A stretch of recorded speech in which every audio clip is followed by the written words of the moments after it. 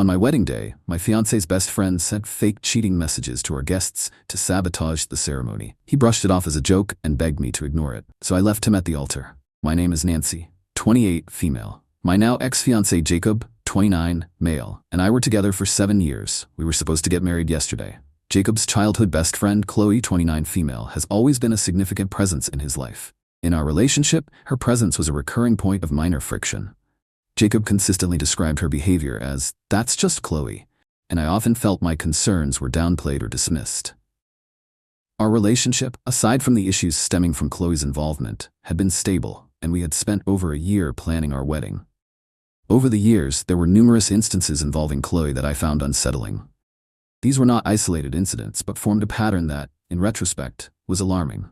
For example, about 2 years ago I was preparing for a crucial work presentation. Jacob was meant to help me review my slides the night before. Khloe called Jacob in hysterics, claiming a minor plumbing issue in her apartment was a disaster. Jacob left immediately to assist her, staying for several hours. The disaster was a dripping faucet that a building superintendent could have handled. I ended up prepping alone, feeling secondary. On another occasion, during what was supposed to be a celebratory dinner for our 5th anniversary, Khloe joined us uninvited. She explained that Jacob had mentioned where we were, and she happened to be in the area. The dinner shifted from a romantic evening to Jacob and Khloe reminiscing about their childhood, with me as an outsider. Jacob saw no issue with this, stating Khloe was like family. Khloe also had a habit of making comments that seemed designed to subtly undermine me or our relationship. She would frequently praise Jacob's ex-girlfriends in my presence, or make jokes about Jacob's wild days before he met me, often winking at him, as if sharing a secret. When I expressed discomfort to Jacob, he would usually say Khloe didn't mean anything by it, and that I was being too sensitive. He rarely, if ever, addressed her behavior directly. The planning stages of the wedding amplified these issues. Khloe had strong opinions on many aspects, from the venue to the guest list, and Jacob often seemed to defer to her preferences or press me to accommodate them to keep the peace. She insisted on being heavily involved in tasks traditionally handled by the bridal party or the couple themselves, like accompanying Jacob to his suit fitting, where she apparently vetoed his first choice. Yesterday was the wedding day. I was in the bridal suite with my bridesmaids and my mother, getting ready. About an hour before the ceremony was due to start, I received a text message from an unknown number. It contained a series of screenshots depicting a supposed direct message conversation. In these fabricated messages, I appear to be confessing to an ongoing affair and expressing doubts about marrying Jacob. The accompanying text from the unknown number read, "Thought you should see what she's really like. This is being talked about among the guests." My maid of honor, Anne, saw my distress, and I showed her the message. She was horrified. A few minutes later, another bridesmaid received a text from her cousin, who was already at the venue, asking if the wedding was still on because somebody named Khloe started a group chat with a ton of wedding guests and sent them screenshots saying Nancy was cheating on Jacob. It became clear that Khloe was the source and had deliberately spread this information to guests arriving for our wedding. Anne and my mother were trying to understand what was happening, suggesting we find Jacob immediately. I walked out of the bridal suite, found my brother, and asked him to get Jacob and bring him to a small private room adjacent to the main hall. I didn't want to see anyone else. When Jacob arrived, he looked flustered, probably from being pulled away from greeting guests. I showed him the screenshots on my phone and explained what Khloe had done, that she had sent this to the guests. His initial reaction was a nervous laugh. He said, "Come on, Nancy. You know Khloe. She has a weird sense of humor. It's probably just some stupid, elaborate prank. She wouldn't really try to stop the wedding." I stared at him, waiting for more. I asked him if he thought this was a joke. I asked him what he was going to do about it, about Khloe, about the guests who now thought I was unfaithful. He ran a hand through his hair and said, "Look, we're minutes away from the ceremony. Let's not make a scene. We can talk about it later. It's just Khloe being Khloe. Don't let her ruin our day. Just ignore it for now." He made no move to confront Khloe, to address the guests, or to even acknowledge the severity of her actions. His priority seemed to be avoiding embarrassment and proceeding with the ceremony as if nothing was wrong. The calmness with which he dismissed something so vile, his immediate shielding of Khloe, and his complete disregard for my public humiliation and emotional state in that moment was a final clarifying event. I told him that if he believed this was something that could be ignored, or that Khloe's actions were just a joke, then I couldn't marry him. I stated that his refusal to stand up for me, for us, against such a malicious act spoke volumes. He started to argue, to plead, saying I was overreacting, that we were about to get married. I didn't engage further. I turned, walked out of the room, past my confused and concerned family members and bridesmaids in the hallway. I told my brother I was leaving. He tried to ask what was wrong, but I just shook my head and kept walking. I exited the venue through a side door, found a taxi, and left. The drive away from the venue was a blur. My phone started ringing almost immediately. Jacob, then my mother, then my father, then Anne. I didn't answer. I couldn't speak. I checked into the first decent hotel I found. Once in the room, I saw the missed calls pile up. Dozens from Jacob, many from my parents, siblings, and some from Jacob's parents. They texted me saying there was chaos at the venue. Jacob was apparently frantic, alternating between trying to find me and trying to manage the guests. Khloe, according to Anne's texts, was telling everyone that I had inexplicably gotten cold feet, that I was unstable, and that I was making up accusations against her to cover my own reasons for backing out. My parents were trying to get answers from Jacob, who was reportedly overwhelmed. It has been approximately 10 hours since I left the venue. I've spoken briefly to my parents only to assure them I am physically safe but not ready to talk in detail. The barrage of calls from Jacob has not stopped. His messages alternate between bewildered, "Where are you? What happened?" accusatory, "How could you do this to us," to me, and pleading, "Please come back, we can fix this." I am currently in a hotel room trying to process the implosion of what was supposed to be my wedding day. Jacob is continuously trying to contact me. My family is in shock and waiting for a full explanation. I have received messages from friends who were guests, some confused, some already taking sides based on Khloe's narrative. Khloe is actively painting me as the villain who ruined the wedding out of nowhere. Jacob's failure to defend me, his minimization of Khloe's malicious act, felt like a betrayal more so than Khloe's actions themselves, which were just a confirmation of her long-standing attitude.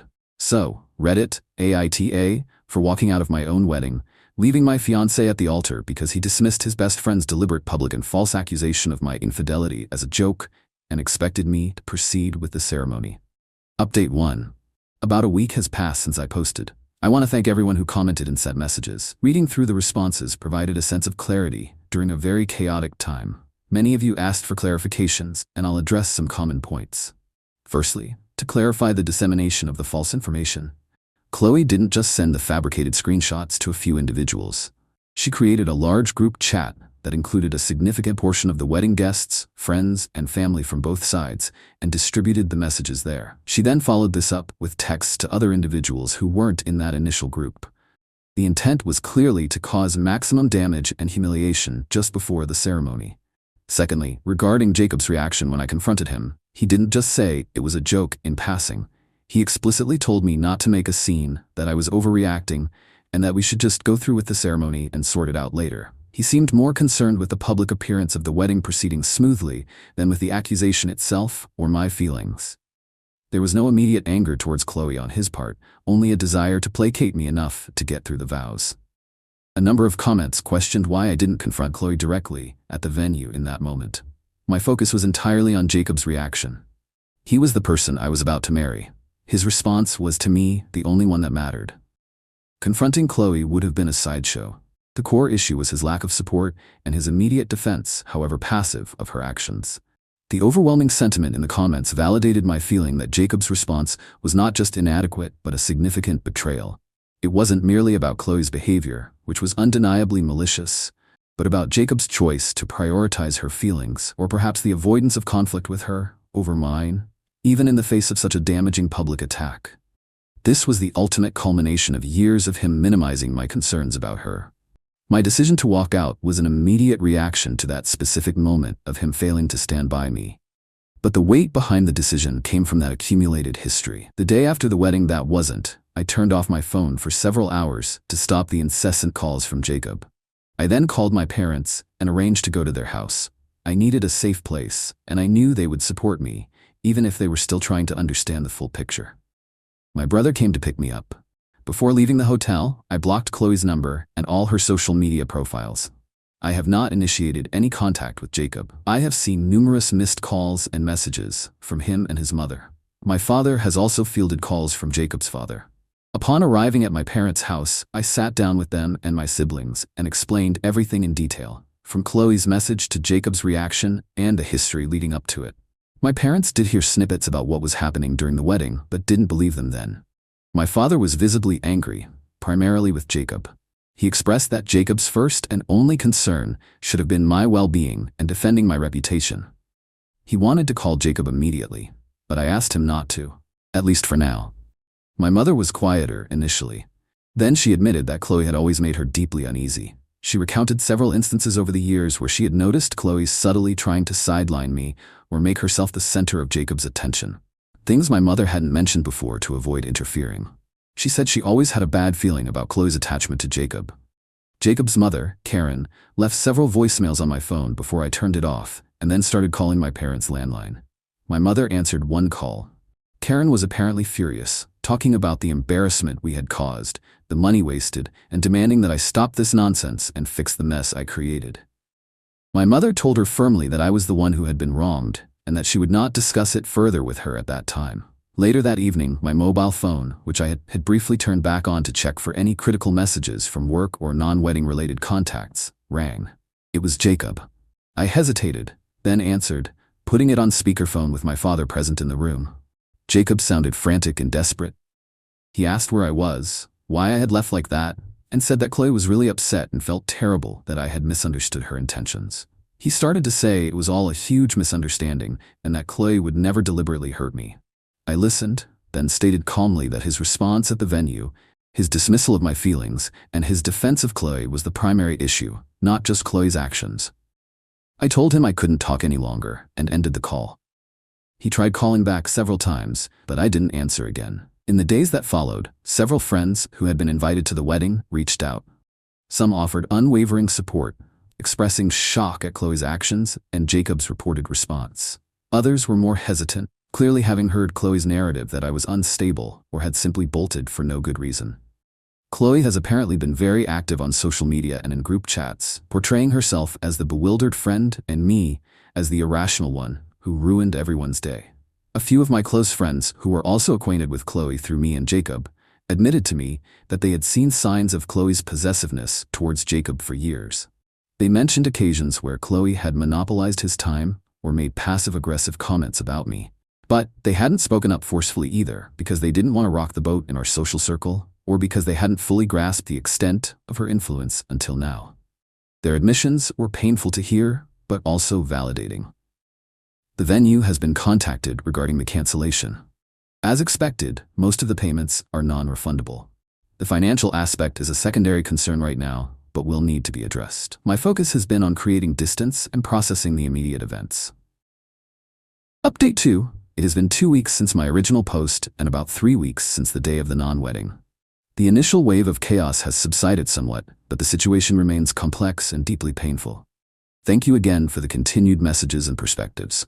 Many of you asked for more context on why Jacob's actions were the final straw, and I'll try to elaborate. I explained in my previous update that walking away wasn't solely about Khloe's malicious message. It was about Jacob's reaction, which was the culmination of a 7-year pattern where my feelings and concerns, particularly regarding Khloe, were consistently dismissed or minimized. There were countless smaller incidents. For instance, Jacob shared intimate details of our relationship with Khloe, arguments we'd had, my personal insecurities, even details about our plans for the future that I believed were private. I only discovered this accidentally when Khloe referenced something I had told Jacob in Alone. When I confronted Jacob, he defended it by saying Khloe was his best friend and he talked to her about everything, seeing no breach of my trust.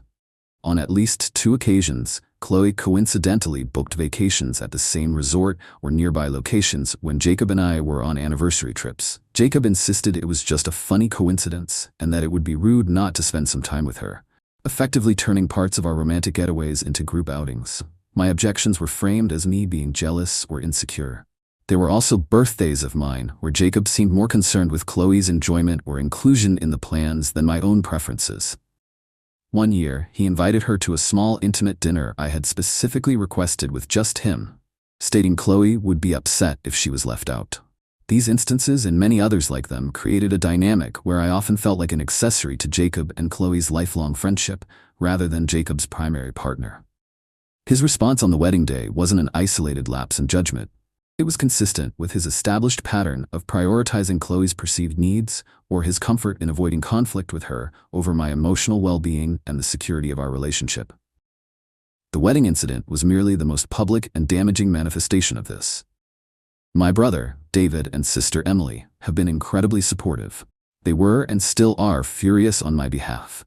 After my initial explanation, they took it upon themselves to contact mutual friends and some of our family members who had been at the venue or heard distorted versions of events. They calmly and factually explained what Khloe did, including sharing screenshots of Khloe's group chat messages, which some of my friends had forwarded to me. They also relayed Jacob's reaction, as I described it. This has had a mixed but generally positive effect. Several guests who had initially expressed confusion or had believed Khloe's narrative reached out to me or my parents with apologies. One of my aunts, who had initially called my mother quite upset about the scandal, called back to apologize, saying she hadn't understood the full context.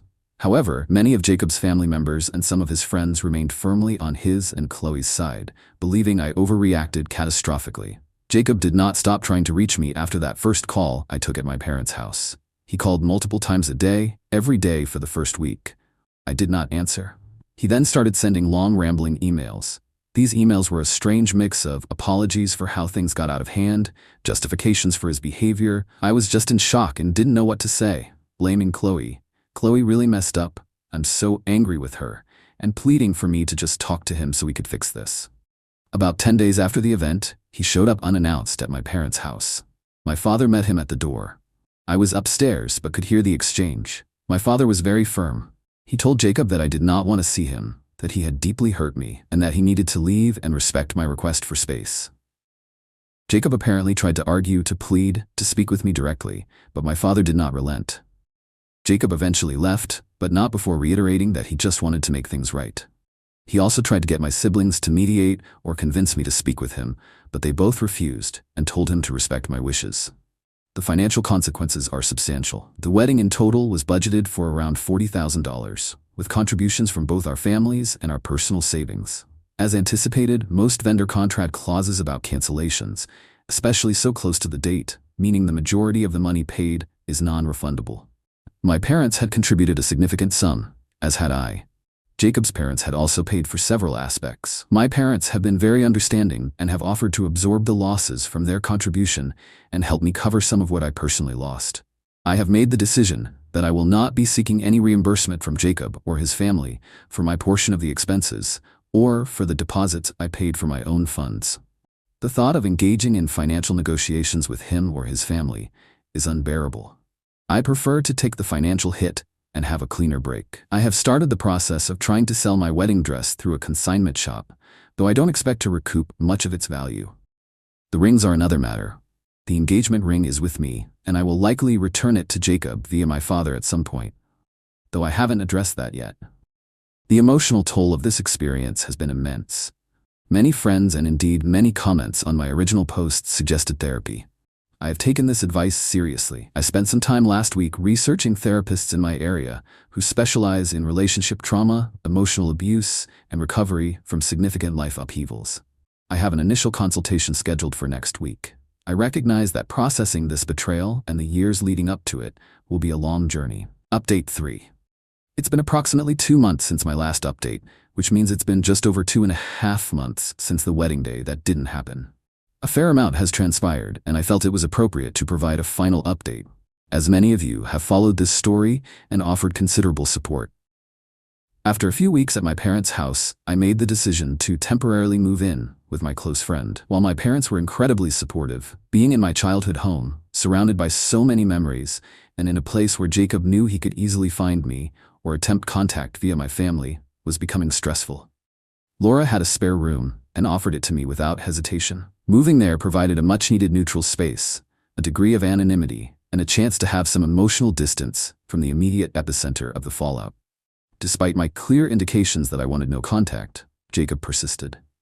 About 3 weeks ago, he managed to obtain Laura's phone number through a mutual acquaintance, a person with whom I have since severed ties, as I had explicitly asked them not to share my new living situation or contact details. He called me on Laura's phone. She passed it to me, looking concerned. His tone was different this time. He said he had done a lot of thinking and that he finally understood the extent of Khloe's manipulation and, more importantly, his own failings in our relationship and on the wedding day. He claimed he had a massive confrontation with Khloe, during which he told her he recognized the toxicity of her behavior and its impact on our relationship. He stated he had cut all ties with her as supposed proof. He later texted Laura's phone, as I had blocked him on mine, a screenshot that appeared to show Khloe's contact blocked on his phone. In a brief, angry text exchange, he pleaded for an opportunity to meet, to talk in person, to show me he was serious about changing, and to see if there was any way to rebuild what was broken. I listened to what Jacob had to say on that call without much interruption. When he finished, I told him that while I acknowledged his apparent realization and his decision regarding Khloe, it didn't change what had happened. I explained that Khloe being out of the picture, even if true and permanent, didn't erase his actions, his words, or the cumulative effect of the preceding 7 years where he consistently chose to ignore my feelings regarding her and other matters. I stated that the trust between us was irrevocably shattered, and that I could not envision a future where it could be restored to what it once was, or what it would need to be for a healthy marriage. I told him I did not want to meet.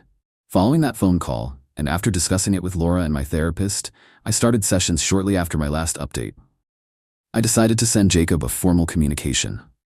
I composed an email with a copy sent to my father for his records, though he was not directly involved in its sending. In the email, I reiterated what I had told him on the phone, that our relationship was over and his continued attempts to contact me were causing significant distress and hindering my ability to move forward. I explicitly requested that he cease all forms of communication with me, my family, and my close friends. I stated that any further unsolicited contact would be documented and could be perceived as harassment. A few days after I sent the email, Jacob's aunt, his mother's sister, called my mother. She apparently tried to plead Jacob's case, saying he was heartbroken, remorseful, and that I should find it in my heart to forgive him, especially now that he had gotten rid of Khloe. My mother listened politely for a short while and then told her that this was a matter for me and Jacob to handle, or not handle, as the case may be, and that my decision was made. She then passed the phone to me, as I was there at the time visiting. I took the phone and spoke to Jacob's aunt. I was polite but very firm. I told her that I appreciated her concern for her nephew, but the situation was deeply personal. My decision was final, and I was not prepared to discuss it further with her or any other member of their family. I then ended the call. I want to thank everyone who has read my posts and offered their perspectives. It was unexpectedly helpful to explain the situation and receive feedback from an impartial audience. This will be my final update on this matter. I am currently focusing on my therapy sessions, which are proving to be challenging but also very necessary. My living situation with Laura is stable and provides a calm environment. I don't know what the future holds, and there are still practical matters to sort out, like the final disposition of the engagement ring, which my father will be returning to Jacob's family on my behalf next week. However, I know with certainty that my future will not include Jacob.